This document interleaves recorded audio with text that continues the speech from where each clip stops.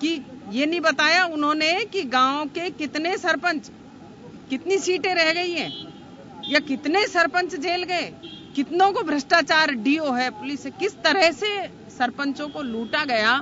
और एक ऐसा सरपंच थी जो महिला बीए पास, राजस्थान यूनिवर्सिटी की मार्कशीट, लेकिन फिर उसे भी हटा दिया गया। लेकिन अभी यही मांग की जा रही है कि अगर करप्शन कहीं पे भी हुआ है तो उसका खुलासा होना चाहिए। बिल्कुल हमारी सरकार करेगी ये काम। ये निर्णय हमारे सीनियर लीडर्स का है, मंत्री का है, वो निर्णय लेंगे और कठोर कदम। मैं आपके पास लौटूंगा। संदीप जी, मुख्यमंत्री ने एक बात कही है कि मैं आंकड़ों के मायाजाल में जाना नहीं चाहता, हम कुछ करके दिखाएंगे और अच्छे काम अगर कोई भी हैं जनहित के, हम उन्हें बंद नहीं करेंगे। और ये परंपराएं बंद होनी चाहिए कि एक सरकार काम शुरू करती है, दूसरी उसे बंद कर देती है। कहनी और कथनी में अंतर नहीं होना चाहिए। वर्तमान में जितने भी महत्वाकांक्षी योजनाएं थी, महत्वाकांक्षी कार्य थे, वो सब बंद करा दिए गए हैं। मैं मेरी विधानसभा की बात करूं तो जो कार्य स्मार्ट शहर में अथवा जो नगर विकास न्यास के द्वारा हमारे द्वारा चलाए जा रहे थे, वो सारे कार्य वर्तमान में बंद हो गए। और ये प्रत्येक विधानसभा की स्थिति है जहां भामाशाह योजना जैसी महत्वपूर्ण योजना, जिसके माध्यम से 3 लाख रुपए तक का इलाज गरीब का होता था और वो निजी चिकित्सालयों में भी जाकर इलाज करा सकता था, जहां दवाइयों से लेकर उसकी जांच, उसका ऑपरेशन पे आरोप लगाया मुख्यमंत्री ने कि ये एक स्कैम था और इसके अंदर मिली भगत इंश्योरेंस कंपनी और हॉस्पिटल्स की। ये जिन्होंने लाभ लिया है और जिन लोगों ने इस चीज को महसूस किया है, ये उनकी आत्मा से पूछा जाए। और सिर्फ मुफ्त दवाई योजना के माध्यम से हम क्या संदेश देना चाहते हैं? क्या दवाई की नकली गोलियां खिलाकर किसी व्यक्ति को हम स्वस्थ रख सकते हैं? पहले भी इस मामले में बहुत बड़ा भ्रष्टाचार हुआ और पुनः अब क्या लगता है कि मुख्यमंत्री ने काफी चीजें कही है, भैरव सिंह शेखावत का भी जिक्र किया कि वो दौर वापस आना चाहिए। कुछ ऐसा लग रहा था कि प्रतिस्पर्धा की जगह प्रतिशोध जन्म ले रहा है। मीडिया कई बार इस बात को उठा चुका है कि ये दौर खत्म हो पाएगा। इस बात के पक्षधर है, सकारात्मक रूप से काम हो उसका स्वागत होगा, परंतु इस प्रकार द्वेषतापूर्ण रूप से कार्यों को बंद कराया जाएगा।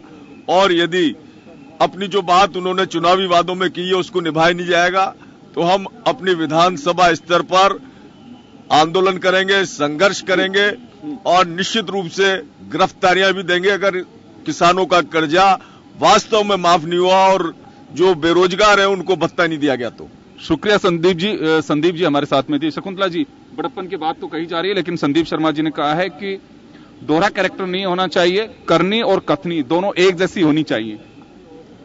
हमारी सरकार की कथनी और करनी में कोई फर्क नहीं है।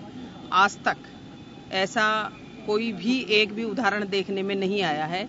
जबकि पिछली सरकार ने कोई भी काम किया, चाहे भीमराव अंबेडकर विश्वविद्यालय हो, चाहे जोशी जी वाला विश्वविद्यालय हो पत्रकारिता का, चाहे राजीव गांधी भवन का नाम हो, जो देश के प्रधानमंत्री रहे, भारत रत्न से नवाजे गए, उनके नाम को मिटा करके आप दूसरा नाम लिखना चाहते हैं?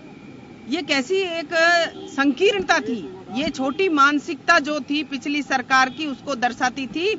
और हमारे कांग्रेस पार्टी के राज में कोई भी अगर ऐसी योजना है जिससे कि जनता को सीधा लाभ मिल रहा हो, कोई एक भी योजना को बंद करने का काम हमारे माननीय मुख्यमंत्री जी ने नहीं किया और आगे भी नहीं करेंगे। लेकिन अगर ऐसी योजना होगी जो आनन फानन में चल रही है, आंकड़ों में चल रही है, केवल कागजों में चल रही है, ऐसी योजना को तो बंद करना उचित भी रहेगा, वो जनता के हित में भी रहेगा। तो चलिए, मुख्यमंत्री ने वाद विवाद जो हुआ राज्यपाल के अभिभाषण पर उसका जवाब दिया है और जवाब के साथ ही कुछ घोषणाएं भी की हैं। उन्होंने ये भी कहा है कि किसानों की करीब 4 लाख बीघा जमीन गिरवी रखी हुई है, उस जमीन को मुक्त करा जाएगा। भैया साहब, आप लोग किसानों की बात कर रहे हैं, मुख्यमंत्री ने एक बात का एक बड़ा अनाउंसमेंट किया है कि 4 लाख बीघा जमीन जो किसानों की गिरवी की रखी हुई है उससे मुक्त कराया जाएगा, उन लोगों का जो ऋण है वो चुकाने का काम किया जाएगा।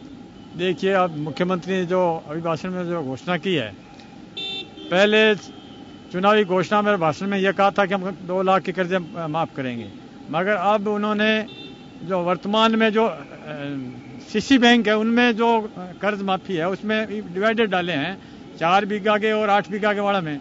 निश्चित रूप से ये जो कमर्शियल बैंकें हैं, सीसी बैंक में है, सारी बैंकें, उसमें ऐसा एक नियम बना हुआ है, समझौता समिति अगर बैठ के किसान पूर्ण अगर लोन चुकाता है, मूल चुकाता है, तो निश्चित रूप से सरकार की इसमें जरूरत भी नहीं रहेगी। ये एक तरह की थोथी घोषणा है। जब तक किसान का पूर्ण कर्जा माफ नहीं होता तब तक किसान को राहत नहीं मिल पाएगी। जब तक किसान को पूर्ण फसल के दाम नहीं मिल पाएंगे तब तक